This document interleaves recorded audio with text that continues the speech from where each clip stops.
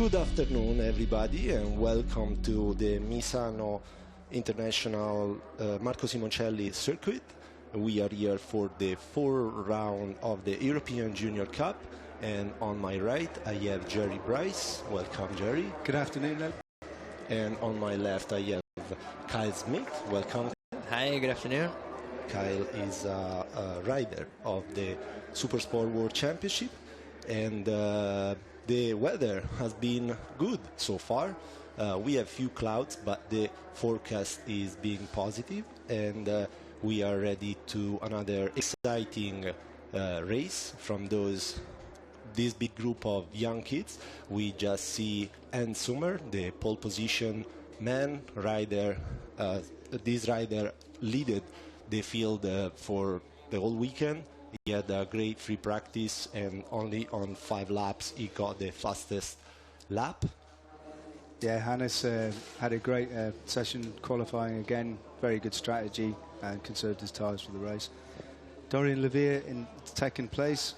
Dorian's been consistently strong throughout the series, and unfortunately he was injured in the last corner at Donington. Couldn't take the podium, but finished a fine second.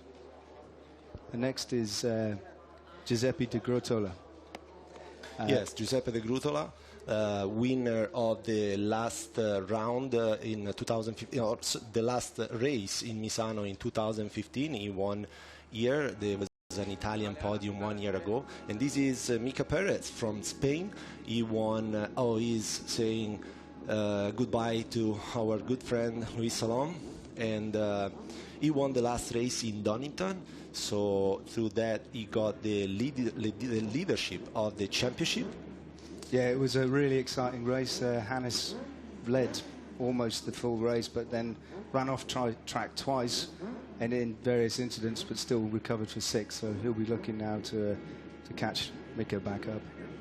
Yes, we had a really exciting race in Donington. The leader was constantly changing, and a few drama allowed us to enjoy different riders on the top. We are ready for the sighting lap. So looks like a problem with Mika, off the grid. Mika Perez, the bike seems to be off, so they are pushing incredible. him. So this really, speaking about drama, yes, this changes the whole perspective, because they need to get that bike started. Hopefully they can get the bike running, and then they'll be able to start from pit lane. But it's going to be a tough ask in 11 laps to come from the very back to the front. Yes, and through the qualifying, we saw that we should have 4 riders in the fighting for the top, because we have Summer, Leville, De Grutola, and Perez that were able to be on the 47 pace. And then we should have a second group of Luriero starting from the second row, and then we have Gracia and Bodis completing the second row, and then we have Coppola, Carbonera, and Alex Morley, 10th position. He's actually a rookie. Excellent debut for him in this series. That's really a great qualifying performance. And Kyle, Misano isn't an easy track, is it? It's yeah, it's, you know, there's a lot of fast sections in this track, but you know, you really got to work up to it and build your speed up. So you know, it's good to see him doing good, and you know, it's a real good championship, you know, and it's a good place. It's it's world level paddock. So you know, it's hopefully an exciting race. Yeah, for the rookies, I think it's quite often a bit of an eye opener that at international level how fast everybody is. I'm really still quite astonished that Mika's had this problem on the grid. The bikes, the Honda CBR 650Fs are very reliable, so we'll have to find out afterwards. Hopefully we'll find out if he can start from pit lane. And speaking about the women classification, we have Avalon Beadle starting from 13th position as a first woman, and then we have Nesbitt in 25th position, Laura Rodriguez from Switzerland in 26th, and then we have Anastasia Kovalenko wild card for this round, but rider from the 2015 edition, starting from 29. Quite a lot of focus on the Italian riders. Misano traditionally brings out an extra special bit of effort for the home riders, so I think we can expect to see the Italian posse pushing at the front. Definitely. Has been pretty hot Friday and Saturday. Today we are 25, 26 degrees. Everything is ready. We see Sommer focusing on the red light coming off. And we see with the 59 Laville, with the 95 De Grutola, checking his place. It's Mika has got restarted. That's, from the bottom of the grid. We'll have to see what he can rescue from this. That would be a big challenge for him, because his pace is way faster than the last group of the riders. We are ready to go. Light is red, and here we are. The fourth round is on. Sommer, good start. Laville takes the lead. The first three T-corners will be pretty hot. Yeah, traditionally a bit of a danger zone here, turn 1, 2, 3. It seems pretty smooth. Oh, really no, the big crash in the middle of the field. Well, we missed that then, but hopefully we'll get a review. But yeah, we see the marshals running. The leaders. And Laville now just made a mistake and lost 2 positions. So we have Sommer leading. We have De Grutola second. It was Sommer that made the mistake. So Laville is now, he's got himself a bit of a gap, being chased by Giuseppe with Hannes Sommer, Alfonso Coppola. Yeah, we have Coppola in the 4th position now, taking the 3rd. We're coming around now to one of the most difficult parts of the track. It's very fast entry, decreasing radius bend, but it's very important to get the drive down the straight. But as you can see, the bikes are not very happy to be braking and being asked to turn at the same time. So De Grutola second, Coppola 3rd, and Hannes has dropped to 4th place now. Yeah, it looked like Lacapentia, the French rider, was involved in the crash in turn 3 there off the start. So hopefully he's okay. Yeah, he's had a fairly unlucky weekend. That's his 3rd crash, I believe. So let's hope Roman is okay. Well, another crash there in the background. Second crash, Laville leading, Coppola second. The 3rd rider is De Grutola. It seems to be a very demanding track here, Kyle. Not much room for error and a bit slippy. Yeah, it's been really hot all weekend, and today the temperatures have dropped a lot, so that involves, it changes the grip a lot and to do with bike setup. So, and he's coming up the inside, Coppola. Oh, and a great move from De Grutola. This is the 4 riders. There's still a 10-rider pack, if you like. Avalon Biddle doing a great job in 9th. Coppola leading now, De Grutola second, Laville 3rd, 4th is and Sommer, if I'm not wrong, yes, 38.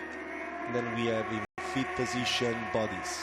And we've lost Alex Murley. It was Alex who crashed at turn 13. So yeah, that's a real fast section of the track. So hopefully he's okay. And this is going up the inside. Look, making the move. Everybody's bunching up, and it's only a short race. It's only a 10-lap race, so it should be really exciting. It's panning out to be a good tight race. It tends to go this way because of the short distance, the equal bikes, and all high-level riders. So another pass. De Grutola leading now. Giuseppe is really he's a very easygoing guy, but he seems to have been pretty tense this weekend. I think they're fighting. Yes, this will be interesting now into one of the fastest parts of the track, side by side. Coppola is in. All through safely. Now Hannes is still in with the group.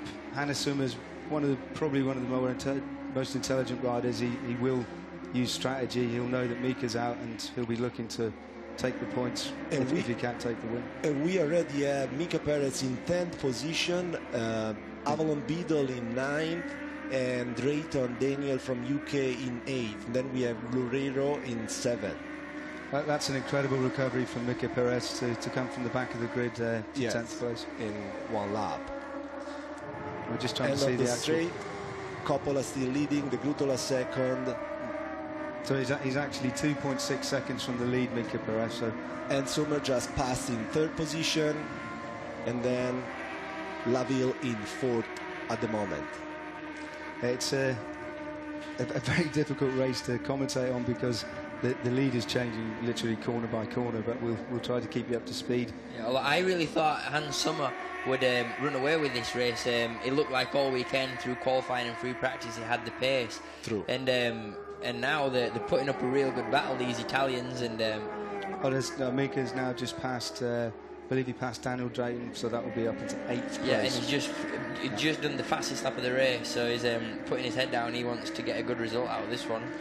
I believe that with this kind of pace, now the strategy that the riders had in qualifying, being careful in not using too much tire, because we know that they have the same tire for qualifying. We just see Coppola attacking the Grutola and passing. So I was speaking about the strategy that they adopt to conserve the rubbers, so the tires, in order to save it for the race. Oh, amazing pass. Incredible pass by De Grutola. Running wide. He's run wide now, so this is where they really have to keep cool, because as long as they're within the pack, then within the last laps they have an opportunity. But if they run wide and lose too much time, then they really won't have an opportunity. And all this fighting up front is really good for Mika Perez. You know, I think the pace is about 2 seconds slower than what they have been doing in qualifying. So yeah, we can actually see Mika is now on the back of the group, which is an outstanding performance, really, to come from the pack. He's with them now, 2.1 seconds. And next to number 64, Roddy Pack, Italian riders, crashed into another big crash. Another big crash. Big crash in the background there. We'll find out who. Roddy Pack is actually a Turkish rider, a European Supermoto champion. Incredible. Oh, and we've lost Doran Loreira. Doran has gone down. What a shame. He was having a great weekend. Now he's crashed from 10th place. He actually did a very nice qualifying session yesterday where he showed a really good potential. So I spoke to him. He was really confident. Easy slide, but the front, right? Yes. The front end just closed and then he slided. So he's in full shape. We saw him running. Everything is good, under control. Sommer is leading right now, and the Coppola second, De Grutola third, and then we have Laville 4th position. Gracia, in 4th, and Laville, Bodis, Perez. They Mika constantly Perez change. It's very difficult. But Alfonso Coppola, again, a really nice kid in the paddock, young man in the paddock, but on track. Attacking, big mistake. A big mistake there. Late, he saved it. Good control. Sommer tried to run away, opened a little bit of a gap from Coppola. Yeah, I think the mistake there from Alfonso has held the guys behind up a little bit, so we'll have to see if Hannes can capitalise on this and make a break. Yes, we have at the moment Perez in 7th position that just had a fast lap, 46 low, so really impressive. He is pushing really hard to keep his leadership in the championship. Of course, he wants the most of the points. So he knows that has the potential to be in the top 3. Number 4. This a rerun of Le Carpenter's crash in the start of the race. Leaving the race. So we see now that Mika Perez has made his way. Really, he's only 0.2 behind Levy now, so he really is in this group. Grotola and Coppola are now fighting to be the top Italian. Great pass by to Grotola. Can he hold it? Yes, he's held the line, but. And Gracia and Bodis are also constantly changing position between the 4th and the 5th. Now we have Bodis leading and Gracia in 5th. Now we have to see if Hannes can maintain this pace. And you could just see the Grotola tapping the seat of his bike, and he obviously wants to stay out of battle, because you can see Sommer's getting away. Yes. He's just he's just done 46.7, and De Grotola just behind him is a 47.1, so it's nearly half a second faster. And we see here Avalon Biddle in 9th position, top woman rider, but 9th overall, which is a fabulous result, a position. Avalon recovered from a crash yesterday, but her ambition all year is to be finishing regularly in the top 10 of the whole competition. And we just saw Coppola making a sign to the Grutola, just follow me and let's catch Sommer, that he's running away. He said that's a code in racing, pretty clear. But unfortunately, I think one's faster in one area of the track, the other's faster in the other, and they both want the other to follow through. And like Kyle was saying, Sommer just beat the fastest lap of Mika Perez in 2015. Yeah, the pace is pretty high. With 6 laps to go, I think we'll start to see tyres becoming an issue. There'll be a bit of degradation with the number of laps and the pace they're going at. Yeah, and look at Sommer. It looks like he's running away with this one. There's still 6 laps left, but yes, and while Sommer did only 5 laps in qualifying, the Grutola did 13, and Coppola did 12. So both did both of them will laps. hit I mean, the tyres, Carl, they don't really go off as such. They just lose the optimum grip level. Perez just moved into the 3rd position, so he's really looking forward to catch the leader, Sommer. Yeah, I mean that shows a great strength of character to be able to focus after that. Normally it can really throw your concentration, but it seems to be to have fired Mika up. Yeah, perhaps he needs to have a problem at the start of every race. We saw him pretty upset when he realized that the bike was off. We saw him upset, but hopefully he transformed that energy in positive, in motivation, and we see him now ready for the podium. He's actually attacking into the 2nd position. Yeah, incredible. And his pace now is, he just did a 46.4, which is, that's a lap record, I believe. compared to Sommer's 47.0. He could win this race. I was just thinking that he's 1 second There's 5 off. laps left, and I think he's got a real good chance. That will be something to talk about. It's a bit of a Marc Marquez from the back of the grid to P1. Yeah. I mentioned the Donington race, that Mika's style is quite unique. It's great to watch him. He gets so far off the bike. Yeah, really hangs off, get them elbows out. And Bodies is passing the Grutola at the moment, getting the 3rd place. So we have now the Italians, the Grutola, Coppola and Gracia is 4th, 5th and 6th position. Yeah, Dorian Leville doesn't seem to be showing the pace he had in qualifying with a 47.1. It's very similar. Coppola has a problem. Sorry, I thought it was a mechanical problem, but he just probably missed a gear because he went straight. So we see, that's a very, very brave move to pass there. That's one of the fastest corners on the track. And De Grotula made it stick past Ricky Bodis. Curvone, the famous Curvone. I think it's one of the fastest corners on the calendar. Yes. Or near enough, at least. And actually, from GPS files, we saw the best riders have the ability to do the corner without leaving the gas. So throttle almost fully open. Yeah, another fastest lap of Mika Perez, 46.4. That's the same. He's just matched the same lap time as what he's done the lap before. So his pace is really consistent. He's really pushing. 1 second gap to Hannes. So it's theoretically he can do this. He can win from the back. We have 4 laps to go and 1.2 seconds to cover. So it will be 3:10 per lap. It's a big mission. Now we have the Grutola in 3rd, Bodies in 4th. He really fighted to get that position. Let's see if we can get the podium. Laville in 5th, Gracia, Coppola 6 and 7, Drayton 8, and Avalon Beadle 9. Amazing performance for Avalon, that is having a goal to finish in the first 10. We have Carbonera 10th position. He is a local rider. Like many other riders from Emilia-Romagna, famous for racing.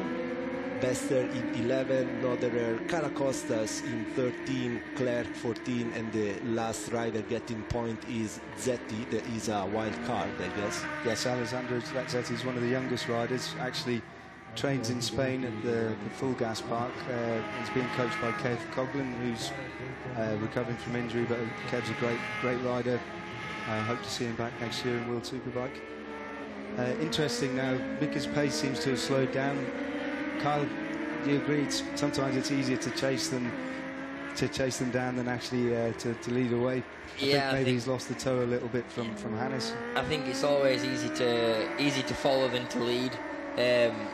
But it is surprising. I thought the way he come through the field was blistering pace. I thought he'd carry on and catch Soma, but it looks like the biting at his heels now. Yeah.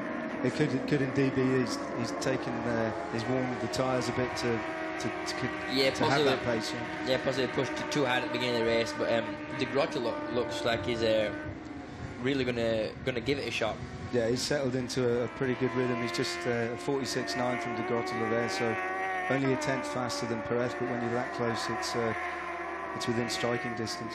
And another aspect that can be affecting this situation is that probably Sommer got the information from the pit board saying that somebody like Perez was coming up really fast, and while in the beginning, since he was leading, he was just conserving and making a relaxing pace, so probably now he's just pushing more to keep the lead. Yes, and Giuseppe De Groote had a big moment there with the front end.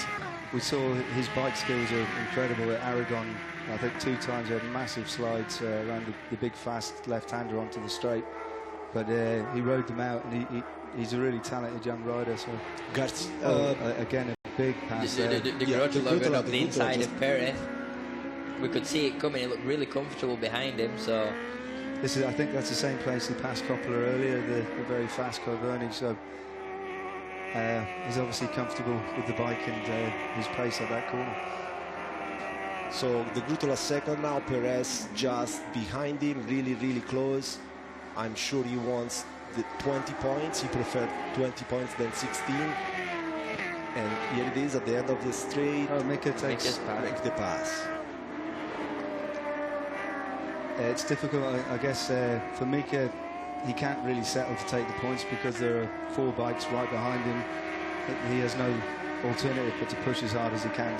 I think if he slips back, he'll lose the rhythm, the focus, and the other riders will take advantage. Only 2 laps to go, and we have 1.8 second difference between Sommer and Perez. De Groote is just behind Perez, and then we have Bodis, Laville, and Gracia. Yeah, Sommer's slowly pulling away. He's gone from 1.8 to 1.9. That's a tenth in that second sector. So, you know, he has shown the strongest pace throughout the whole weekend, and a very strong pace in Donington as well until he ran off the track. But, you know, hopefully nothing goes wrong in these last 2 laps. It's never over until the checkered flag's drawn. Indeed, we saw that exactly at Donington. We thought Hannes had it in the bag, but he had to take avoiding action for a lap rider, and unfortunately went off the track. Gifted Mika Perez the win, really. Interesting to see Alfonso Coppola has now dropped off the back of the group. Looking at the women championship, we have Stacy Nesbitt in second position, that is actually 18th position, and then we have Rodriguez in third, but actually in 21st, and then we have Kovalenko in 23rd position. That's a really strong performance from Stacy Nesbitt from Canada. She's doing a great job to be in the top 20 and on a new track. And she had few issues in setting up. Very close riding. Excuse me. Ricky Bodis there past Giuseppe De Groote. Bit of contact on the straight, Carl. And we have the last lap now. Yeah, we've not mentioned that there's always a good fight for the 3rd spot of the podium. There's 4 or 5 bikes bunched up for that. That's a crash to go to that's just talking about it. Contact to get the podium, like. Yeah, he won't be happy that fight for the last step of the podium on the last lap. So that's going to split the group up a little. Well, it massively split the group up because Mika's now got a gap to. It would be Paulo Gracia, Alfonso Coppola promoted to 5th, Daniel Drayton 6th. But Hannes Sommer now 1.6 second lead. Barring any problems, I think he's got this in the I think there's 6 corners left of the track, and it looks really comfortable. Yeah, that crash has split the race up for that podium position, eh? Yes, new faces on the podium. So we have Sommer that will get the 25 points and will shorten the distance between Perez, which is currently leading with a distance of 19 points. Yeah, Sommer got a beautiful style. He runs real tight lines. You don't make not many mistakes all race. Yeah, look. Here he comes now.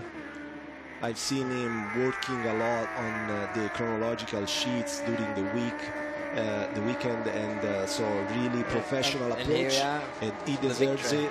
Won the race. And Sommer from Estonia, 25 points. Perez second. From the back of the grid. Incredible performance. Hannes mastered that race, but for Mika to come from the back of the race to finish second, incredible.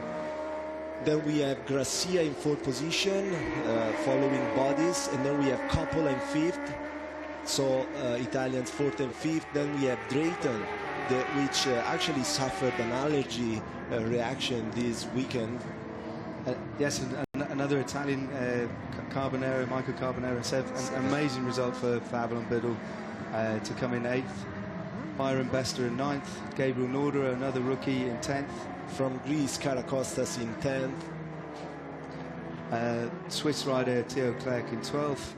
Wildcard, and I think the youngest rider, Alessandro Zetti, in 13th. Oh, and Giuseppe De Gruyter managed to remount to finish in 14th and claim some points. He rejoined the race. Yeah, I don't think that's going to be much compensation after this, after an incident like that. Riccardo Picciotto, that's a great result for Ricky. 15th, that's his first point in the championship. And then we have the other Karakostas, the brother in 16, Stancy Nesbitt in 17, and Connor London from New Zealand 18th. Then we have Ferrante, Gopper, Rodriguez 21st, Kovalenko 22nd. Another amazingly action-packed race as usual. Here we see again the incident between Giuseppe De Gruyter and Dorian Leville. Yeah, Dorian, that's a mistake, really, isn't it? Yeah, it's like you say, it's the last lap for the chance of a step on the podium, and you're gonna risk it, but it's bike racing. You crash, and I don't think they'll be happy. I don't think there'll be too much handshaking in the paddock later on this evening. But he's a big guy as well, Giuseppe. So I'm sure Dorian will be making amends and apologising for that. It's racing, but what a great performance by Mika Perez. For sure, Perez from the bottom of the grid to the 2nd position is definitely showing his potential. Yeah, and he's just getting a better grip on the championship now. Every race he's stretching the lead, and after 3 years, it's good to see another Spanish rider doing so well. Yeah, because in the past, Mika Perez has had a little bit of bad luck. I think he's always been fast, but he's had a lot of crashes in the past, and he had some breaking down issues. But this year, he's really on form, even though his bike's stalled on the grid and he struggled to get it started. But you can see his pace is real there. And a really fantastic race. Mika's quite an emotional kid as well, so I'm sure he'll be showing his, as you can see. We can see from his eyes some big hormonal. I believe Mika was Cuna de Campeones from Valencia circuit. With you also raced to the. Yeah, I began with the Cuna de Campeones, the Bancaja Cup, and he started with it with a mini GP. Same sort of footsteps. I'm sure his dad Miguel will be really, really pleased with this. Hannes is an Estonian, quite a cool character, but really a good heart and a great ride. I mean, it's good to see he's emotional as well. That's definitely Estonia, Spain, and Hungary, 1st, 2nd, and 3rd position. That's his father. Yeah, Tonu Sommer congratulating Hannes. Ricky Bodis, that's a really good ride for him. He's had a bit of difficulty in the past. Was career was progressing really nicely, then just had a bit of dip in form. Well, it's good to see him back on the podium. Odis in third position. He is also very happy because he was expecting something big from his efforts during the weekend. We saw him working a lot, just 10 laps during the qualifying, but working a lot on the setup and getting a 47.4 during qualifying. So it's nice to see those riders getting points and being rewarded from their professional effort. Yes, it's a long weekend. It's quite a concentration, the being part of the big crowd at the FIM Superbike World Championship, where the young riders, I think by the end of the long Sunday, they'll be glad this race is over. And then the back we've got Avalon Biddle as well, which is the first of the female category, which is you know, a real good race. To be finishing the top 10, there's not many girls out there, and there's a lot of fast young kids, and there she is putting up the battle with them, and you know, it's good for the sport. I think what Honda are doing to have this female category in there. There's no reason why girls can't race like what boys do in a lot of sports. Yeah, indeed, it just it gives them the opportunity to showcase that they are still a minority in the sport, and they do need, the women do need a little bit more exposure perhaps to help them with their careers, but Avalon shows that she can ride with the boys quite equally. Highlights from the race where we saw once again many different leaders until Summer took the leadership and run away. We saw a few Italians fighting in the front pack, and now we have Mika Perez leading the championship with 81 points. We have Sommer at 10 points distance at 71. We have Paolo Gracia 55 points. He just got the third position, and we have Laville from France in the fourth place with 50. Yeah, that crash really has hurt Dorian's Laville's championship, because I believe he was in third position. Now he's dropped down, and a 31-point gap. And as well, during the weekend, he was always fast. He always was in the fastest pace, fastest laps, in front of the pack. But with 10 points, 3 races, I think it's still wide open, isn't it, the championship? Yeah, and I think Sommer is, you know, he's got such a good pace. He's strong all weekend. But as you can see, Mickey Perez from the back of the grid to second. Two real good, young, strong riders. You know, anything can happen, and there's lots of crashing in this category. A lot of young riders that are eager to get on that podium, as we've seen. So, yeah, it's going to be an exciting finish to the championship. Another factor that I have noticed during this weekend is how riders approach the crash, because we know that this is a really fast track where it's when you're pushing to the limit, it's easy to lose grip on the front or on the back, and then but if you are affected by that crash, you're gonna not be able to improve where you were at. You improve your performance. So, and I've seen, for example, even Avalon Beadle, that she crashed on free practice 3 Saturday morning, but she came back from in the paddock and she was just smiling about, and she was completely aware of the mistake she did, and she was just positive and keep going, and this is the result: 8th position and first in the Women's Championship. Yeah, I mean, it's a big part of the sport, dealing with the downs as well as the ups. You have to be positive, and it's better, as they do say, it's better to be fast and be crashing, because you can learn to stop crashing, but you have to be fast to start with. Carl, any comments there? Yeah, I've had my fair share of crashes in the past. Obviously, it's not good to crash. It's good to win, but you know, to win, you've got to push to the limit, and sometimes when you're looking for that limit, you can just push it a little bit too hard. And we see that all through all the classes in motorcycle racing. It happens to everybody. It's just part of the job, and hopefully Giuseppe and Dorian will get over it and move on now. It's a nice celebration with each other. Yeah, it's a great end to a great weekend.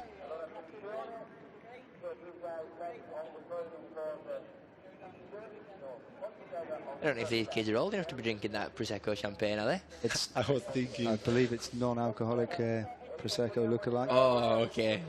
Although Ricky's one of the oldest, he's actually 21, so I'm sure if he wanted a champagne, he could even go into America and have one. Here it is, the final results. The first 10 riders. We saw Perez coming from the back of the grid. Bodies fighting really hard and deserving his third position, and Sommer winning the race that he really wanted to win in Donington, but he couldn't for a couple of issues, mistakes that saw him actually showing great motocross skills. Yeah, it was a really fast off. It wasn't really his mistake. He had to pass a slower rider and just chose the wrong side to pass on. And yeah, as we saw at Donington, great motocross skills. I think he even burned it off the barrier to get back into contention and finish sixth. So.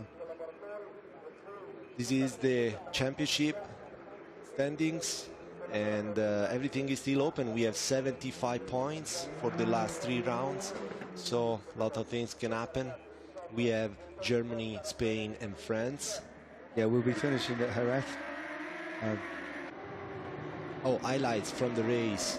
It was good to see the front pack passing by the first 3 corners that are pretty difficult when there is a crowd of riders.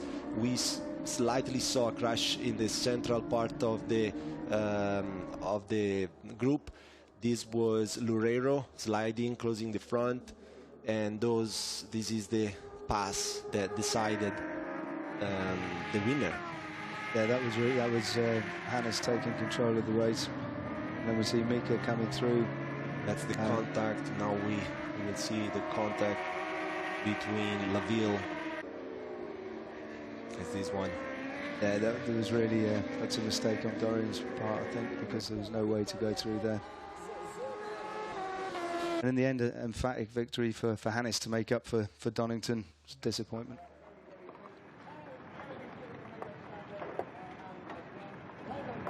Okay, so we thank you very much for your attention. The Wheel Sport European Junior Cup will be on again in about 3 months in Germany. Thank you, Carl Smith. Thank you very much for having me. Thank you, Jerry Price. Thank you, Lenny. See you for the next round.